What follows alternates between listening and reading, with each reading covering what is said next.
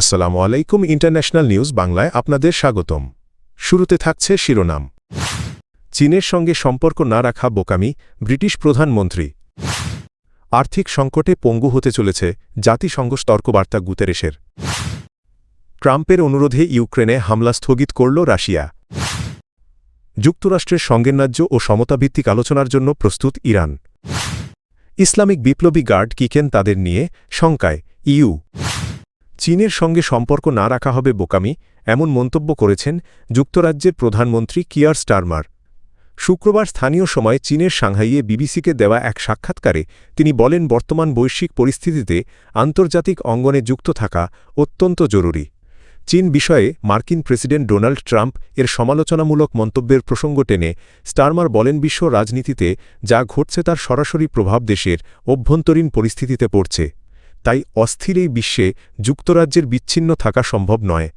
তিনি জানান, চীন সফরের আগে ট্রাম্পের টিমের সঙ্গে এ বিষয়ে আলোচনা হয়েছে এবং ট্রাম্প নিজেও আগামী এপ্রিল মাসে চীন সফরের পরিকল্পনা করতে পারেন। স্টারমারের ভাষায় আন্তর্জাতিক সম্পর্ক থেকে সরে থাকা নয় বরং বাস্তবতার ভিত্তিতে যুক্ত থাকাই যুক্তরাজ্যের স্বার্থ রক্ষা করবে। মারাত্মক আর্থিক সংকটে পড়েছে জাতিসংঘ। পরিস্থিতি অব্যাহত থাকলে বিশ্ব সংস্থাটি কার্যত অচল হয়ে পড়তে পারে বলে সতর্ক করেছেন জাতিসংঘের মহাসচিব অ্যান্তোনিও গুতেরেস।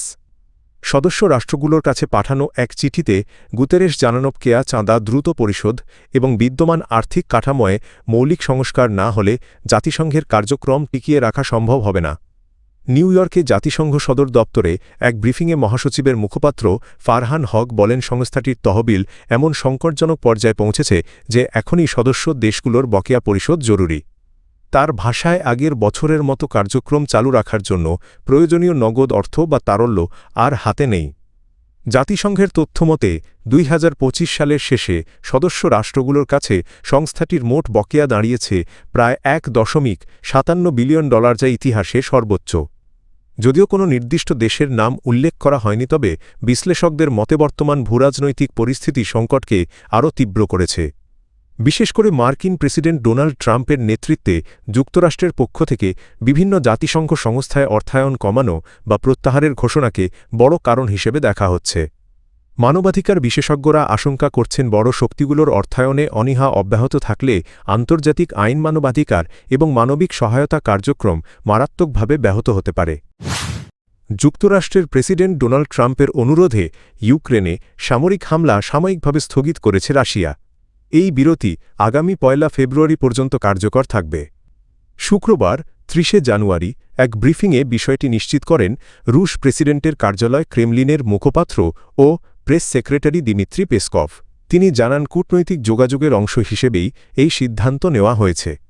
এদিকে একই দিনে তুরস্ক সফরে সাংবাদিকদের সঙ্গে কথা বলেন ইরানের পররাষ্ট্রমন্ত্রী আব্বাস আরাকচি।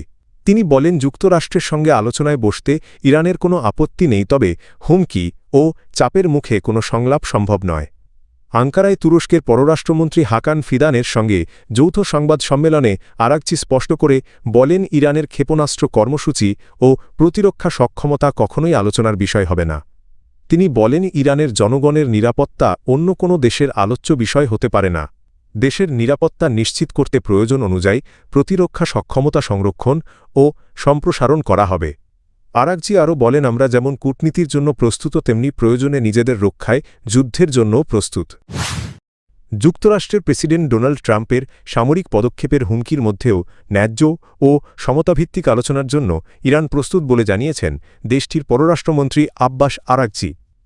শুক্রবার ৩০ জানুয়ারি তুরস্ক সফরে সাংবাদিকদের সঙ্গে আলাপকালে তিনি বলেন, যুক্তরাষ্ট্রের সঙ্গে সংলাপে বসতে ইরানের কোনো আপত্তি নেই, তবে হুমকি ও চাপের পরিবেশে কোনো আলোচনা সম্ভব নয়। আঙ্কারায় তুরস্কের পররাষ্ট্রমন্ত্রী হাকান ফিদানের সঙ্গে যৌথ সংবাদ সম্মেলনে আরাকচি স্পষ্ট করে বলেন, ইরানের ক্ষেপণাস্ত্র কর্মসূচি ও প্রতিরক্ষা সক্ষমতা কখনোই আলোচনার বিষয় হবে না। তিনি আরও বলেন, ইরানি জনগণের নিরাপত্তা সম্পূর্ণভাবে ইরানের নিজস্ব বিষয়। দেশের প্রয়োজন অনুযায়ী প্রতিরক্ষা সক্ষমতা সংরক্ষণ ও সম্প্রসারণ অব্যাহত থাকবে। আরাকচির ভাষায় কোনো দেশই নিজের নিরাপত্তা নিয়ে আপোস করে না। তাই ইরান যেমন কূটনীতির জন্য প্রস্তুত, তেমনি প্রয়োজনে আত্মরক্ষার জন্য প্রস্তুত।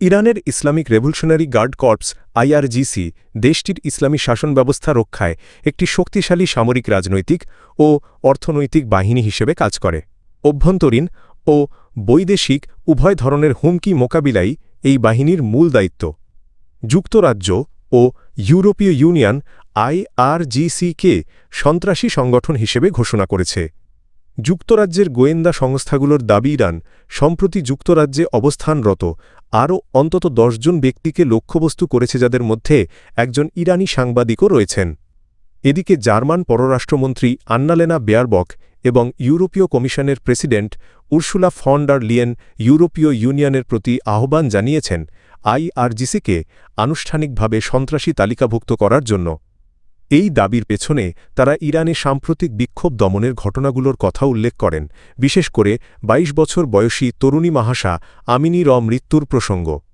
মাহসা আমিনি নৈতিকতা পুলিশের হেফাজতে থাকা অবস্থায় মারা যাওয়ার পর দেশজুড়ে বিক্ষোভ ছড়িয়ে পড়ে